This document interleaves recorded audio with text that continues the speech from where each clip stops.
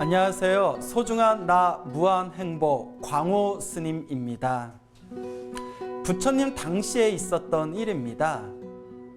어느 한 왕국에 큰 도시가 있었는데 그 도시에 큰 축제가 열렸다고 합니다. 그 도시에 살고 있는 아주 귀한 자제집에 귀족들과 왕족들의 아들들이 멋지게 옷을 차려입고 축제에 참여하기 위해서 공원으로 향하고 있었다고 합니다. 그때 부처님께서 공원의 축제에 참석하기 위해서 우르르 몰려가는 화려한 옷을 입은 왕자들의 모습을 보면서 부처님께서 스님들에게 다음과 같이 말씀하십니다. 비구들이여, 그대들은 하늘나라 신, 천신들을 본 적이 있는가? 그때 비구 스님들이 다 함께 대답하기를 아직 저희들은 보지 못했습니다, 부처님이시여. 그때 부처님께서 그 화려한 옷을 입고 공원으로 향하는 왕자들을 가리키면서 다음과 같이 말씀하십니다. 저 화려한 옷을 입고 멋지게 뽐을 내면서 저 공원으로 향하고 있는 왕자들의 모습을 보라. 저들의 모습이 하늘나라 신들의 모습과 똑같을 것이다. 그렇게 이 왕족들이 아주 멋지게 옷을 차려입고 공원으로 들어갔는데요. 그때 때마침 공원으로 들어가는 중간에 아주 아름답게 생긴 기생을 만났다고 합니다. 이 왕자들이 기생을 향해서 말하기를 우리가 공원의 축제에 참여하려고 하는데 우리랑 함께 가자. 우리가 재밌게 해주겠다. 돈도 많이 주겠다. 기생을 꼬시게 됩니다. 그래서 이제 기생이야 손해볼 것도 없으니까 이 잘생기고 멋진 왕자님들하고 공원에 축제에 참석하게 되었는데 그만 이 왕자들이 술에 취해가지고 서로 그 기생을 차지하려고 말다툼을 벌이다가 그만 주먹 다짐까지 하게 되었다고 합니다. 남자들은 왜 이런 걸까요? 어쨌거나 그 기생을 서로가 차지하기 위해서 피투성이가 될 정도로 결투를 벌이고 나서 왕자들이 모두 쓰러졌을 때 부처님과 비구 스님들께서 그 쓰러진 왕자들의 모습을 보게 됩니다. 그때 비구 스님들이 부처님께 다음과 같이 이야기를 합니다. 부처님이시여, 아까 저희가 성 안에 들어갔을 때 저 왕자들의 모습은 너무나 멋지고 너무나 아름다운 모습이었습니다. 그런데 불과 몇 시간이 지나고 나서 저 왕자들의 모습은 온통 피투성이가 되고 다들 쓰러져서 의식을 잃고 있습니다. 정말 세상은 알다가도 모를 일입니다. 그때 부처님께서 다음과 같이 말씀하십니다. 이 세상의 모든 슬픔과 두려움은 집착에서 생기는 것이다. 이 세상의 모든 고통과 괴로움은 집착에서 생기는 것이다. 저 왕자들의 아까의 모습은 너무나 멋지고 화려했는데 기생 하나에 대한 집착 때문에 그들 스스로 주먹으로 서로를 때리고 서로가 괴로움의 늪에 빠져서 슬픔과 두려움에 빠졌구나. 이 모든 것이 다 집착으로 인한 것이다 라고 하면서 부처님께서 비구 스님들께 이 집착의 폐단에 대해서 경계하는 말씀과 법문을 설하셨습니다. 그리고 부처님께서 마지막에 비구 스님들을 위해서 다음과 같은 개송을 설하시게 됩니다. 집착이 슬픔을 만들고 집착이 두려움을 만든다. 집착에서 벗어나면 슬픔이 없는데 어찌 두려움이 있겠는가. 이와 같이 우리 중생들은 끊임없이 집착과 탐욕 속에서 살아갑니다. 이 집착과 탐욕의 정체를 있는 그대로 꿰뚫어보고 우리의 집착과 탐욕을 있는 그대로 바라보고 살펴보면 사실 이 모든 게 다 번뇌와 망상의 가지들이라는 것을 우리는 스스로 터득하게 됩니다. 그런데 이 집착과 탐욕을 놓아버리기가 너무나 어렵고 결코 쉬운 길이 아닙니다. 그래서 바로 수행을 하는 것이죠. 수많은 불자분들께서 소나무 방송을 보시고 열심히 기도하고 수행하시는 불자님들마다 이런 말씀을 하십니다. 스님, 기도하고 수행하니까 마음이 편안해집니다. 그럼 왜 마음이 편안해지는 것일까요? 기도하면서 자신도 모르게 그동안 자기가 쥐어잡고 있던 집착과 탐욕을 기도와 수행의 힘으로써 스스로 놓아버릴 수 있기 때문입니다. 불교의 수행은 집착과 탐욕을 이루기 위한 방법이 아닙니다. 오히려 우리는 불교적인 수행과 올바른 기도를 통해서 내가 이루고 싶었던 욕망과 집착과 탐욕을 내려놓을 수 있는 지혜의 힘을 키우게 됩니다. 그리고 그러한 집착과 탐욕을 온전히 내려놓게 되었을 때 그게 바로 진정한 가피요, 진정한 소원 성취가 될 수 있는 에너지가 될 것입니다.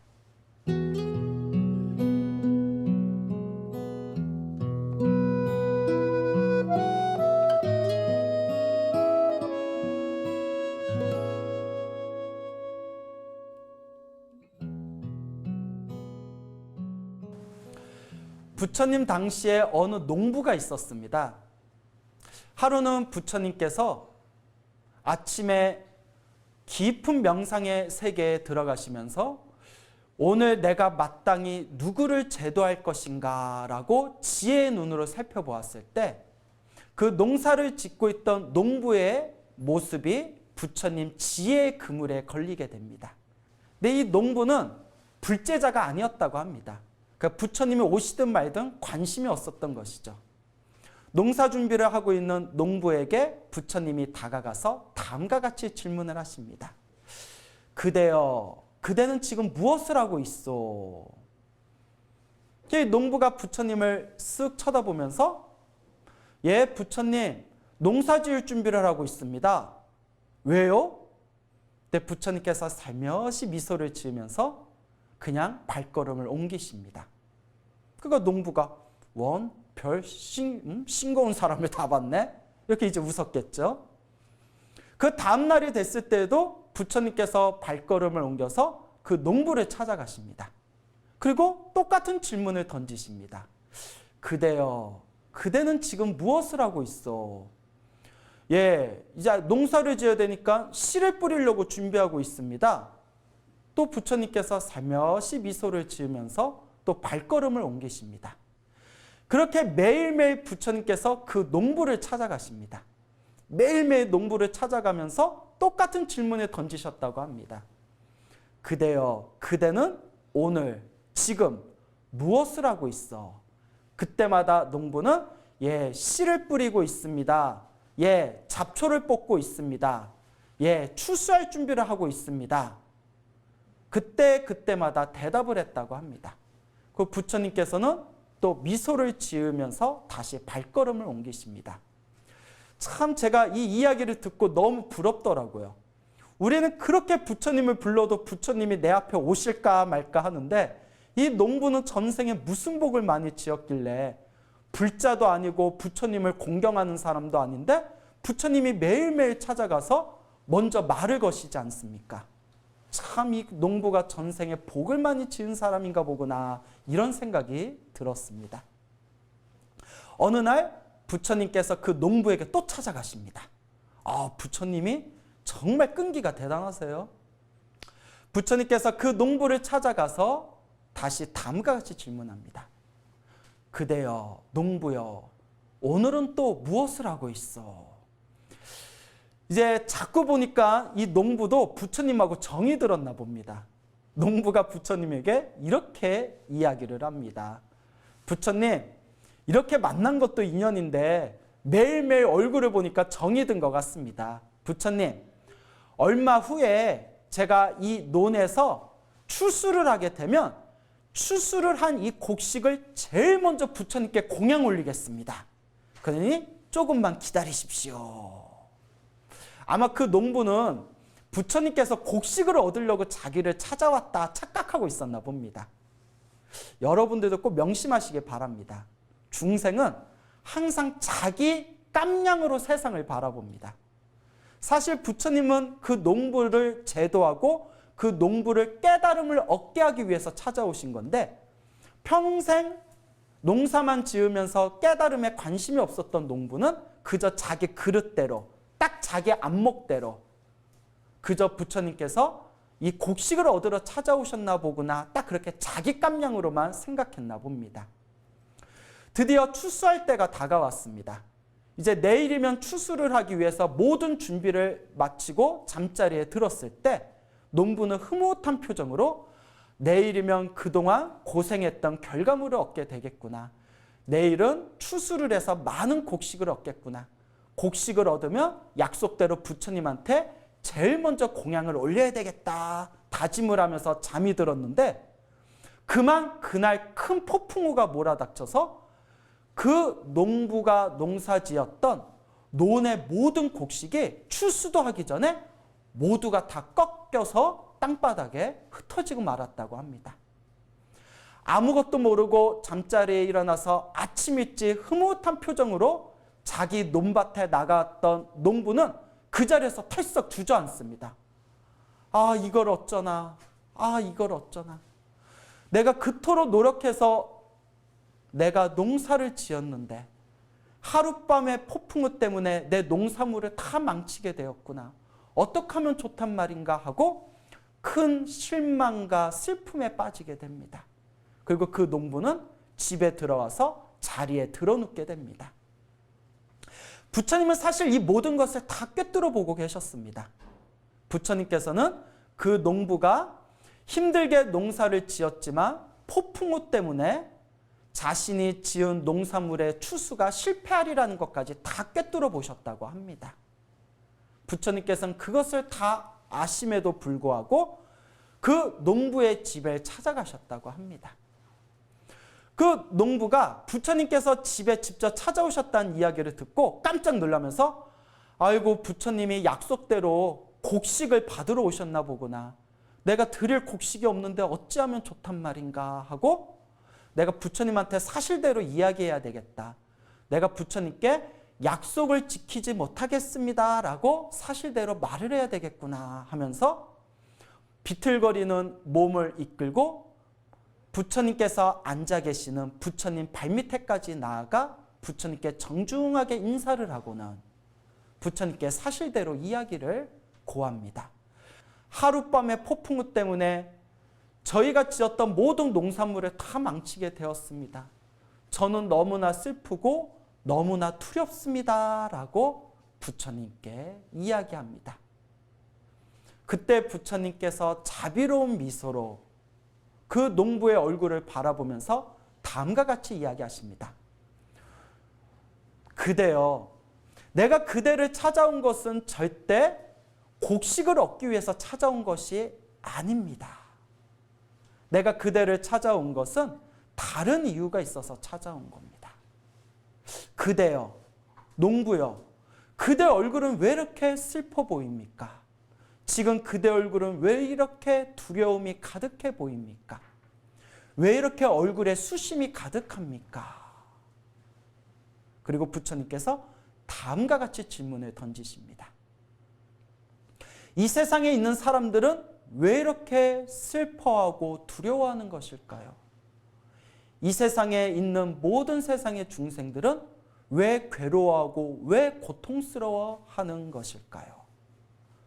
그대여, 그대는 그 이유를 알고 계시오 라고 질문을 했을 때 그 농부는 아무런 대답을 하지 못하고 침묵을 지켰습니다. 그때 부처님께서 다음과 같이 말씀하십니다. 이 모든 원인은 욕망 때문에 그렇습니다. 이 욕망 때문에 중생들은 끊임없이 슬퍼하고 끊임없이 두려워하고 끊임없이 괴로워합니다. 이 욕망을 딱 내려놓을 수만 있다면 우리는 진정한 행복을 얻을 수 있을 겁니다. 농부여, 한 해 농사를 망쳤다고 해서 너무 슬퍼하지 마십시오. 너무 두려워하지 마십시오. 그대 마음에 있는 그 농사에 대한 슬픔과 두려움, 그 욕망을 내려놓으십시오. 그러면 마음이 한결 편안해질 것입니다 라고 하면서 부처님께서 다음과 같은 개송을 설하십니다. 욕망이 슬픔을 만들고 욕망이 두려움을 만든다. 욕망에서 벗어나면 슬픔이 없는데 어찌 두려움이 있겠는가? 라는 본문을 듣는 순간 그 농부는 모든 슬픔과 두려움과 걱정이 사라지고 그 자리에서 깨달음을 얻게 되었으며 그 후로는 아주 믿음이 깊은 신실한 부처님의 제가 신자가 되었다고.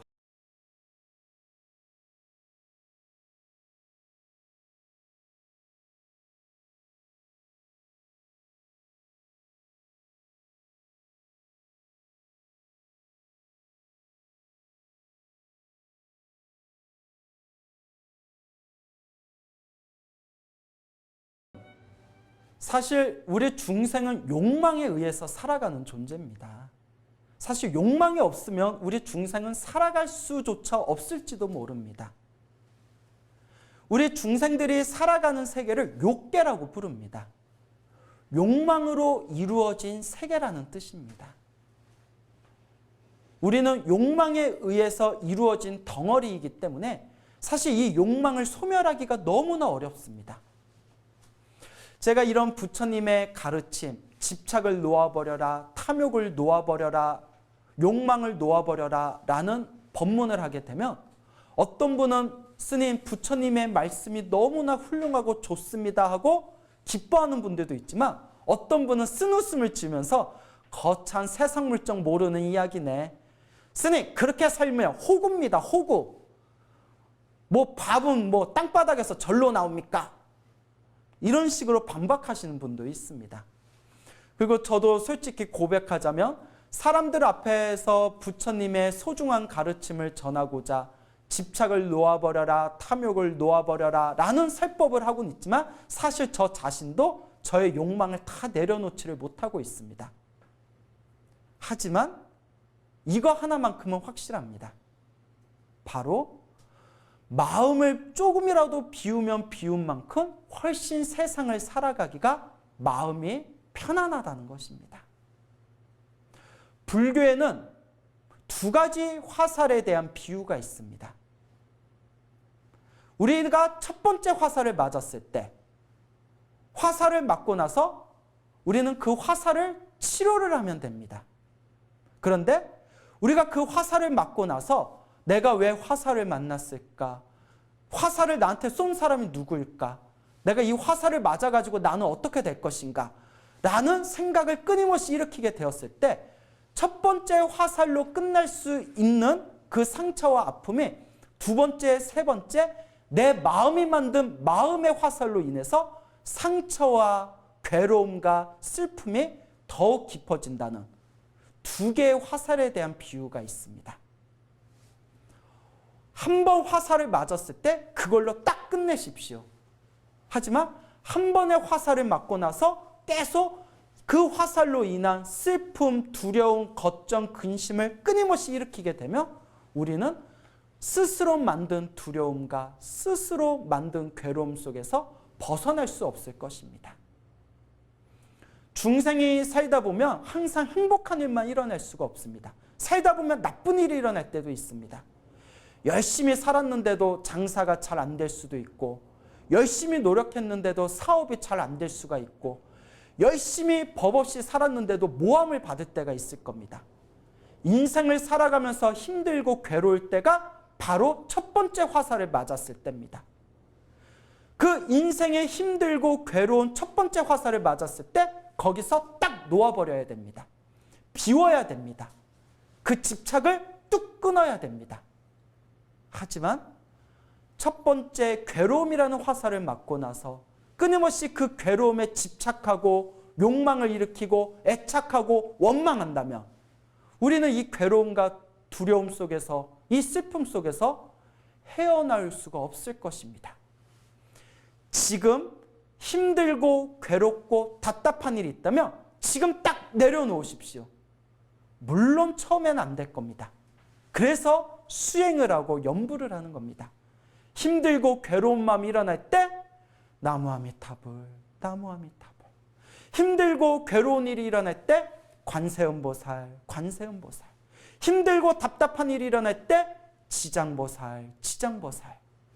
힘들고 괴로운 감정을 수행의 마음으로 돌릴 때 우리 마음에 끊임없이 일어나고 있는 욕망과 애착과 집착을 조금이라도 비울 수가 있을 것이고 조금이라도 비운 만큼 우리는 자유를 얻게 될 것입니다. 좋은 일도 나쁜 일도 내가 지은 업이라고 했습니다. 행복도 불행도 다 내가 지은 인연법이라고 했습니다. 지금 여러분들이 겪고 있는 이 불행을 소멸하고 싶다면 수행하십시오. 앞으로 여러분들이 진정한 행복을 얻고자 한다면 수행하십시오.